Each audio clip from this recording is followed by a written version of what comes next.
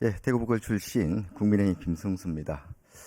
감사원장님, 이 공직자가 그 있지도 않는 사실 또 가짜뉴스, 뭐 괴담 이런 걸 가지고 국민을 선동하고 갈등을 또 야기하고 불안을 조성하고 이렇게 해서 좀 쓰지 않아도 될 불필요한 예산을 이렇게 쓰게 만들었을 경우 어떤 조치를 해야 됩니까? 글쎄 사안에 따라서 좀 구체적으로 살펴보고선 합당한 조치를 해야 될 것 같습니다. 최근에 일부 세력들의 참 괴담 선동은 끝이 없는 것 같습니다. 과거에 강우병부터 시작해서 후쿠시마 처리수, 최근에는 뭐 뉴라이트의 무슨 계엄까지. 사실 이게 좀 국민이 좀 걱정하는 문제가 생기면은 여야가 머리를 맞대고 대책을 세워서 국민을 안심시킬 그런 정책 대안을 마련해야 되는 것이 국회고 또 정부 아니겠습니까? 근데 본연에 해야 할 일을 하지 않고 오히려 거꾸로 국민의 불안을 조장 선동하는 거, 이거 정말 저는 자제해야 된다 이렇게 생각을 합니다. 산업부 장관님, 네, 앞서 뭐 일부 의원들도 지적이 있었습니다만 우리 원전 산업, 뭐 지난 정부에서 잘못된 신정가 정책으로 탈원전 정책을 추진해서 사실 우리 원전 산업을 거의 뭐 고사 직전까지 몰고 가고 원전 생태계가 거의 뭐 무지다시피 했지 않습니까? 이런 부분들은 여기 통계를 보더라도 많이 나오고 그대로 드러나고 있습니다. 원전 산업 종사자 또 기업 매출 고용 급격하게 감소를 했습니다. 그래도 다행스러운 것은 윤석열 정부에서 원전을 우리 미래 전략 산업으로 이렇게 육성해서 여러 가지 지금 지원에 나서고 있지 않습니까? 네. 그래서 어느 정도 지금 원전 산업이 회복세에 있다 이런 이야기들이 들리는데 맞습니까? 네, 원전 생태계가 지금 상당히 많이 회복이 되어 있다고 보고 있습니다. 예, 보시는 것처럼 지금 원전 기업 매출은 한 4조 정도 그 사이 증가를 했고, 원전 관련 설비 수출 계약을 보면은 문재인 정부 5년 동안 6천억밖에 없었습니다. 그런데 윤석열 정부 1년 8개월 동안 무려 4조 600 이상 뛰었습니다. 정말 그 고무적인 일입니다. 오늘 체코 국가안보보좌관이 지금 대통령과 면담을 했죠. 거기에서 이번에 한국에서 수주한 체코 두코바네 원전 산업은 한국이 최종 계획을 딸 것이다 확신한다 이런 또 굉장히 또 이게 고무적인 또 이야기를 했습니다. 다행스러운 이야기입니다. 그럼에도 불구하고 사실은 우리 원전 산업이 발전하기 위해서 여러 가지 좀 해결해야 될 과제들이 산적해 있죠. 그렇습니다. 대표적으로 보면은 이 고준위 방패장 건설이 아닌가 싶습니다. 이유가 2022년부터 녹색 분류 체계에 원전을 포함했지만 그 전제 조건으로 이게 고준위 그 방패장 확보를 지금 내걸고 있지 않습니까? 이 요건을 충족 못하면은 앞서 체코 원전 수출과 같은 거 이런 것들도 좀 지장을 받는 거 아닙니까? 아니, 수출하는 데는 문제는 없습니다. 근데 사실은 지금 우리 고리 원전, 한울 이런 쪽에 지금 행렬로 그 처리를 위한 그 고준위 방패장이 그 지금 2030년이면 포화 상태에 이른다는 거죠. 네. 근데 사실 정말 마음이 급한 것은 이미 지금 방패장 설치를 시작했던 것이 한 40년 전 아닙니까 보면은. 결국은 고준위 방패장 설치할 데가 없어서 중저준위 경주에 억지로 20년 만에 설치를 했고, 지금도 보면은 고준위 방패장에 대해서는 길을 찾지 못하고 있습니다. 지난 21대 국회 때 법안부터 먼저 통과돼야 되는데 자동 폐기됐고, 이번에 법안은 새로 제출이 됐죠. 그렇습니다. 그래도 아직 그 논의가 안 된 걸로 알고 있습니다만은 법안이 통과돼야 뭐 부착법부터 뭔가 시작하는 거 아니겠습니까? 그렇습니다. 그리고 법안 통과되고 아무런 차질 없이 진행이 된다 하더라도 기본이 한 37년 정도 소요된다 하는데 그것도 이미 늦은 거 아닙니까? 예, 지금 빨리 서둘러야 되는 시점입니다. 지금 산자 22대 국회에 와서 법안이 지금 제출된 걸로 알고 있습니다. 이런 부분만큼은 정말 여야가 빨리 합의해서 법안을 통과시키고 서둘러서 우리가 대책을 세우지 않으면은 우리가 미래 전략 산업으로서 원전 산업 자체도 불투명해질 뿐만 아니고 전체적인 에너지 수급 계획이라든지 여러 가지 문제가 발생하는 거 아니겠습니까? 이 부분 좀 굉장히 그 산업부에서 책임감을 가지고 좀 서둘러 주시기 바랍니다. 네, 그렇게 하겠습니다.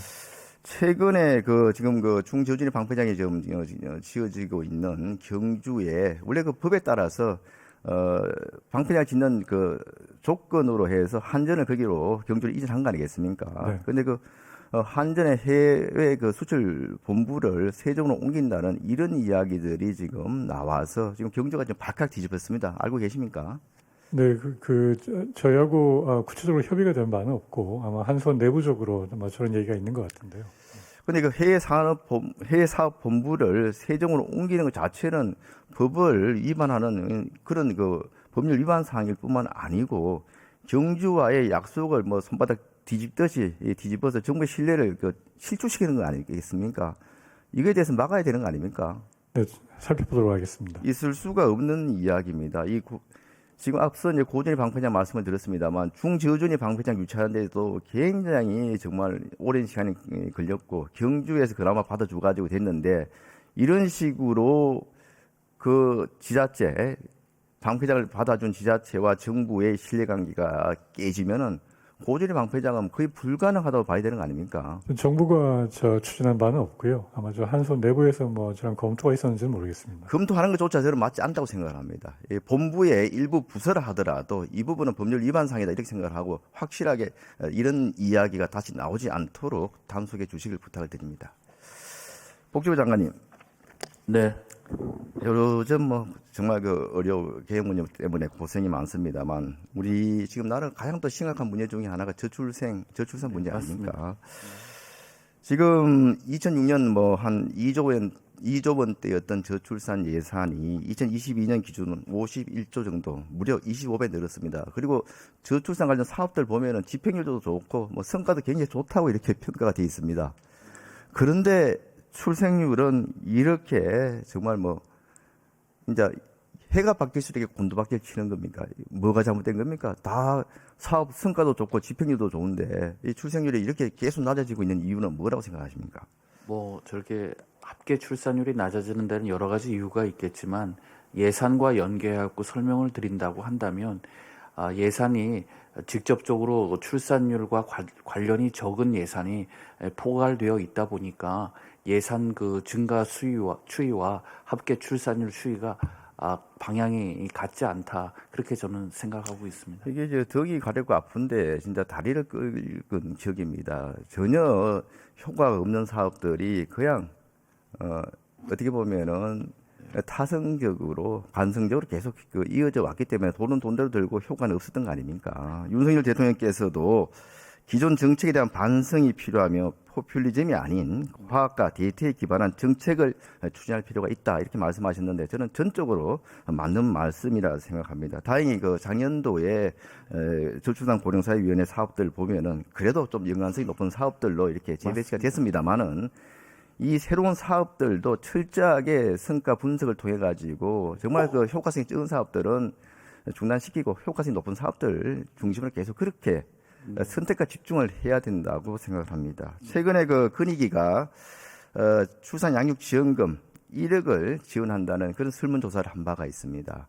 설문조사 결과를 보면은 한 62.58%가 동기부여가 된다 이런 좀 긍정적인 답변이 나왔는데 이 부분에 대해서 정부에서 1억 지급하는 데 대해서 앞으로도 긍정적으로 이렇게 좀 정책으로 도입할 그런 검토를 할 용의가 있는가요? 예, 뭐 제안 자체를 바로 정책화하기는 좀 어려움이 있겠지만 정부에서도 양립, 양육 그리고 주거 이 세 가지 부분에 중점을 두고 지원책을 펼쳐 나가기로 한 바 있습니다. 저출산 극복 모범 사례로 헝가리가 좀 예로 좀 들고 있는데 출생아 수에 따라 가지고 아주 이제 초저금리 대출에서 출생아 수가 많아질수록 응급까지 일부 이렇게 보면 국가에서 면제해주는 그런 정책들이 효과를 보고 있다는 거 아니겠습니까? 네. 이런 정책에 대해서 이게 도입할 그런 용의가 있습니까? 예, 그 정책은 이제 장단점이 있는데 저희 취지는 저출생 문제가 워낙 심각하기 때문에 이제 기존의 생각에서 프레임에서 좀 벗어나서 파격적인 정책 또 검토해 나가야 된다 그렇게 생각하고 있습니다. 아마 인구전략기획부가 생기면 그런 쪽에 정책 평가라든지 그 다음에 부처 간 예산 협업 같은 것들이 더 잘 될 거라고 생각이 듭니다.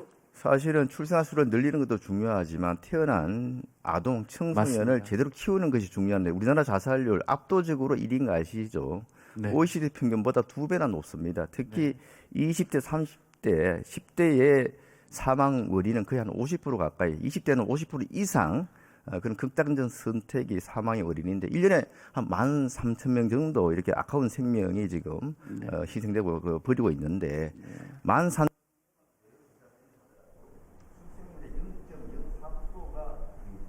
네, 맞습니다.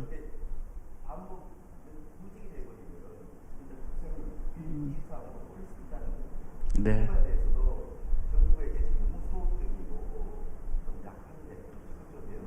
예, 예, 더 분발하겠습니다. 네, 김성수 의원님 수고하셨습니다.